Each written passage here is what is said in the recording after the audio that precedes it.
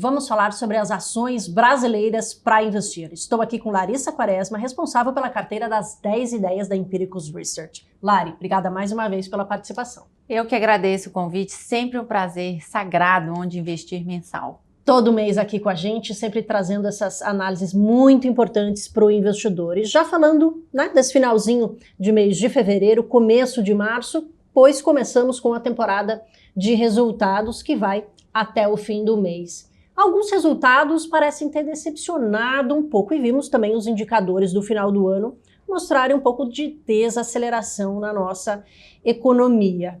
Esse cenário macroeconômico já está impactando no resultado das empresas? A gente viu um impacto sim. Para começar, a expectativa estava um pouco elevada, porque a gente teve uma temporada do segundo tri, do terceiro principalmente, que ela veio bem acima da expectativa. Então a gente viu um movimento de revisão para cima dos analistas. A gente viu em 3 níveis diferentes aqui, ou melhor, em 4, né? Um início de deterioração de resultados corporativos, né? E eu digo início porque ainda não foi forte.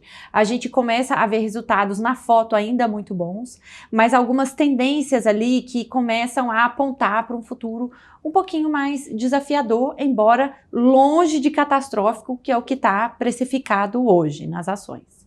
Então, a primeira coisa, uma desaceleração do crescimento de receita, que ainda está forte, tá? Nas empresas domésticas. A gente viu diversas varejistas aí, as que já reportaram, mostrando crescimento de receita de 10%, 12%, 15%.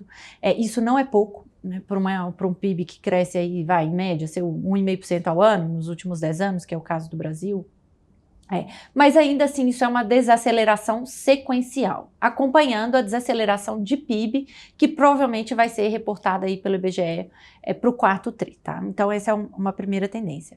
Uma segunda tendência, e essa eu acho que foi sim uma surpresa negativa, é a inflação batendo nos custos e pressionando as margens.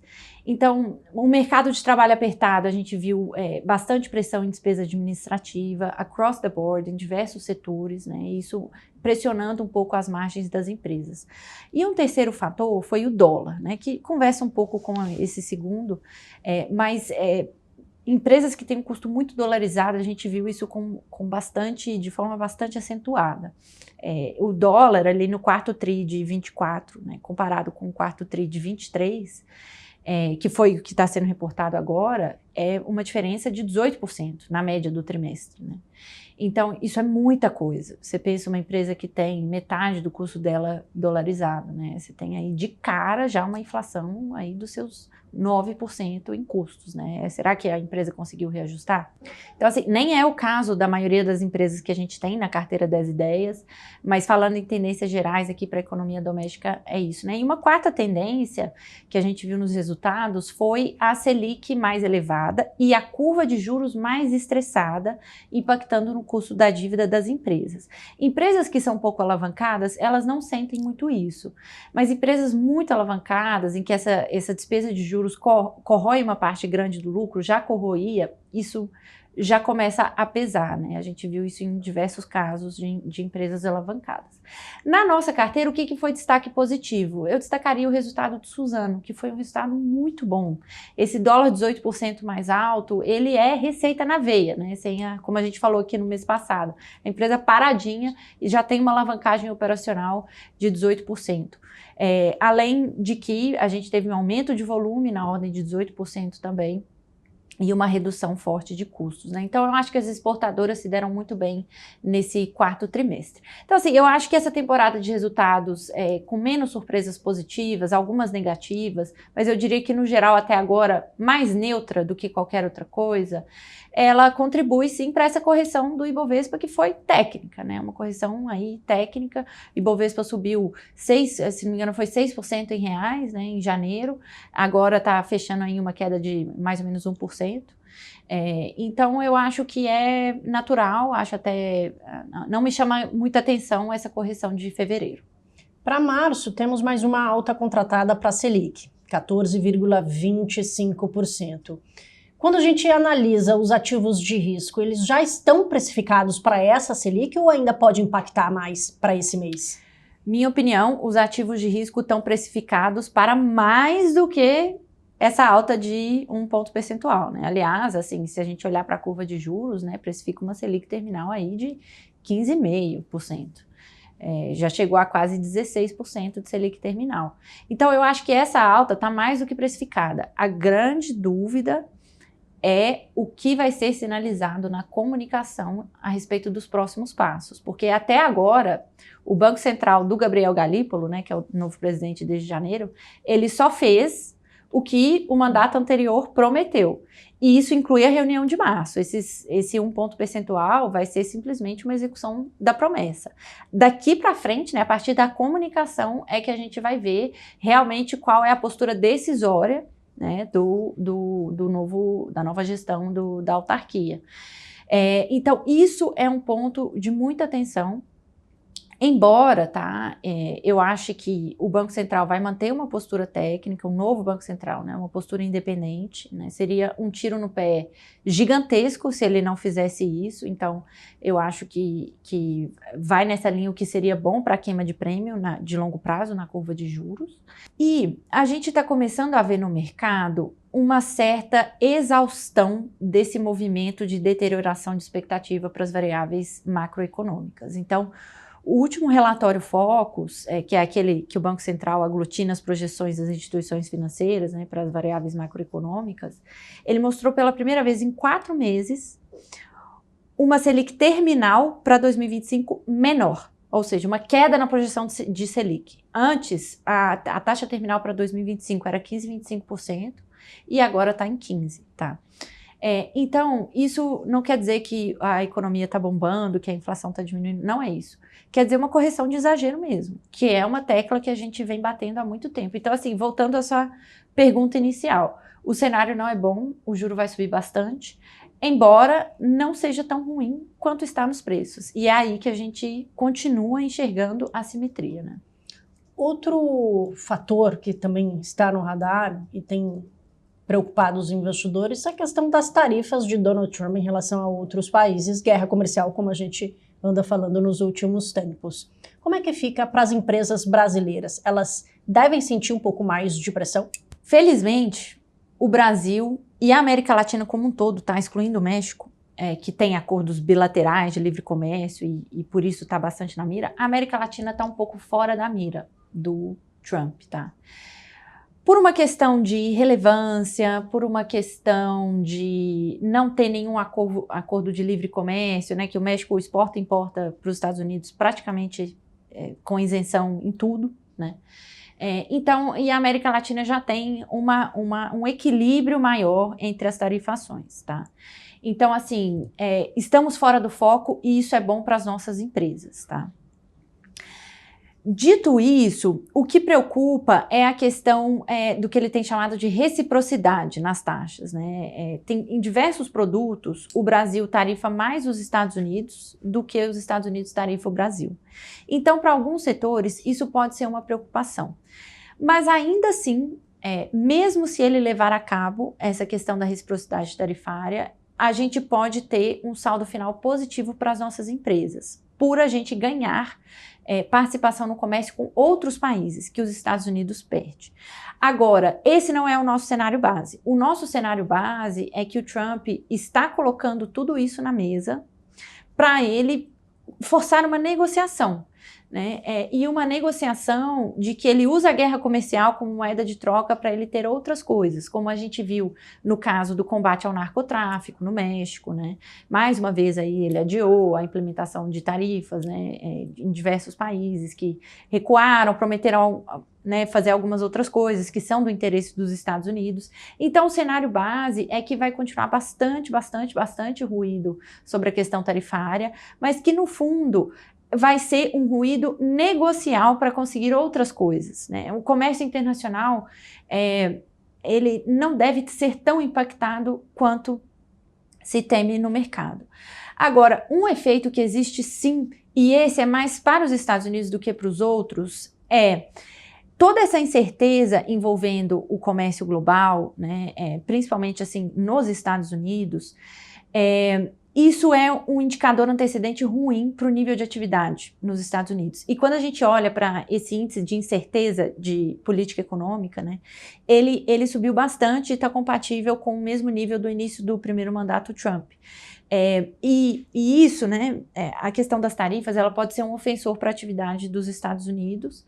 E isso é um dos fatores que tem contribuído para a gente ver uma inversão de fluxo de capital saindo dos Estados Unidos e indo para outros mercados, tá? Notadamente mercados emergentes. A gente viu isso acontecer em fevereiro, tanto que a performance das bolsas, da bolsa de Hang Seng, né, que é de Hong Kong, ligada à China, as bolsas europeias, as bolsas de outros países emergentes foram melhores que as bolsas americanas no mês de fevereiro. E essa é uma inversão de tendência que pode ter vindo para ficar, tá?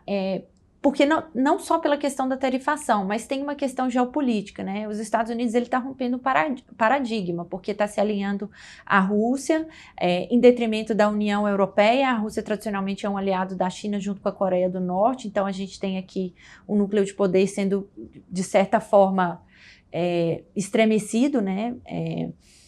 Então tudo isso demanda, no mínimo, uma reavaliação, uma pausa para reavaliação da alocação de capital.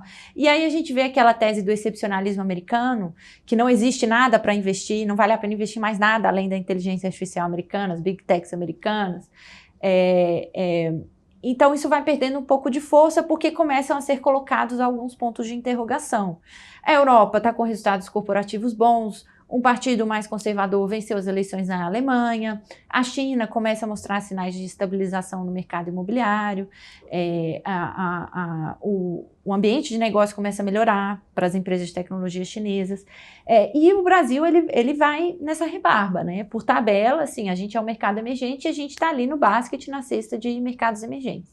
Então a gente pode ver essa inversão acontecendo, a depender do que acontecer na geopolítica mundial, pode reforçar essa tendência. A gente tem até visto uma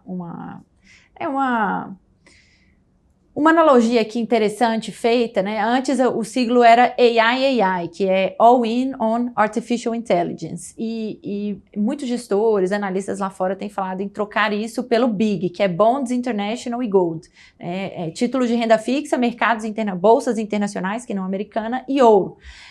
Então, nessa rebarba aqui, a gente pode ver uma inversão de tendência. Está muito no início, é cedo para a gente falar, mas é uma coisa que veio antes do esperado e veio contra o consenso, porque na virada do ano, todo mundo, não, é Estados Unidos, não, é Big Tech, não é para investir em emergente, e a gente está vendo esse movimento que inclusive culminou na perda de força do dólar nesse início de ano.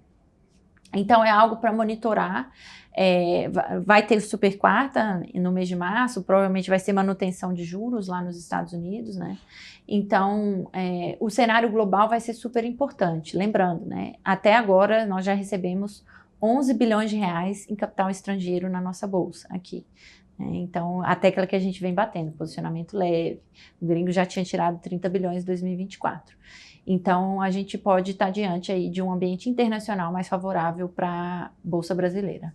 E dado todos esses fatores, cenário internacional, nacional, que a gente também vai ter alta da Selic, e claro, também finalzinho, na verdade, a segunda metade da temporada de resultados. Como é que você alocou as ações na carteira das 10 ideias? E também, claro, queria que você falasse um pouquinho sobre a principal indicação para o mês. Legal. A gente mantém a estratégia no geral de defensividade, tá? Aqui acho que nem tem grandes novidades, é quase chover no molhado, porque a gente tem essas incertezas, como comentamos no início, com a atividade no Brasil e com o efeito da Selic, da inflação e do dólar na economia brasileira e, por consequência, nos lucros corporativos. Então, assim, a gente não quer capturar, né, 4 trimestres de notícia negativa em nenhuma das nossas empresas da carteira, tá? E a gente continua defensivo pensando muito nisso. Agora, o mês de fevereiro foi um mês que o varejo foi, mais uma vez, assim, dizimado, o setor de varejo, né? A gente viu, assim, diversos casos, empresas de excelente qualidade caírem 10, 15, 20% em alguns casos, e a gente está aproveitando isso para aumentar o peso do setor de varejo na carteira, mas um varejo defensivo. Então, a gente está introduzindo o Raia Drogasil, na verdade, que se chama RD Saúde agora, que é muito mais do que só um varejo farmacêutico, né? Tem toda a parte de serviços de saúde de primeira necessidade, né? Emergência simples, que está sendo incorporada às farmácias. É uma empresa de excelente qualidade, que sofreu muito no mês de fevereiro por conta de fatores pontuais no resultado, aí no quarto tri, principalmente uma base de comparação forte aí no quarto tri de 23, que foi quando se vendeu muito protetor solar, porque foi quando o brasileiro voltou a viajar, né? E protetor solar é um produto de altíssima margem para as farmácias, né? Pasme. Então, a gente teve um duplo efeito aí, um efeito de um crescimento menor de receita, embora tenha sido forte, e um efeito na rentabilidade, tá? Que a gente acha que para 2025 deve ser diluído ao longo do tempo. Existem algumas preocupações em relação à tese estrutural, que na nossa opinião são muito mais ruído do que sinal. Preocupação com a competição de supermercado passar a vender medicamento, que é um papo super antigo, né, que não faz sentido aqui no Brasil.